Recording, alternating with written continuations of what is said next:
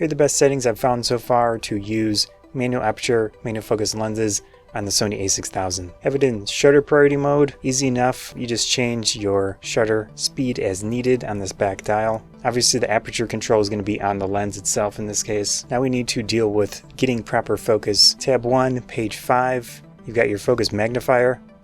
Now, it's a very slow way to access this, but it's available at least through the menus. Then you would zoom in as needed, focus the lens. It works. However, there are better ways to do it. Tab 2, page 1, focus magnifier time.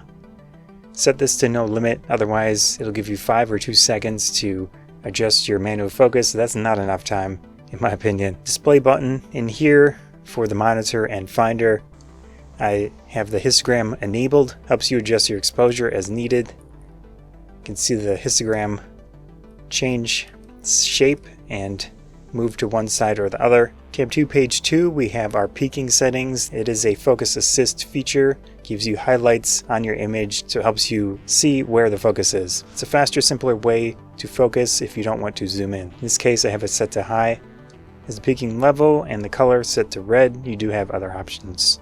Tab 2, page 3, we want to make sure that release without lens is enabled. That way you can use those fully manual lenses on the A6000. Tab 2, page 6, these settings are more of a good way to ergonomically use the manual focus, manual aperture lenses on the camera. Let's go into the custom key settings.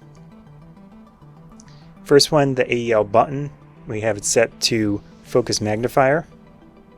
That means when I press the AEL button, it allows me to select where I want to focus in on, and then I can zoom in with either this button here or just keep pressing AEL. Gives me the different zoom levels. Very convenient as I'm holding the camera. Press it, zoom in, take a photo. Works well. And it's ergonomically placed, good position. I like it. And then for C1, which is on the top of the camera up here, and C2, I have that set to the peaking settings, peaking level and peaking color.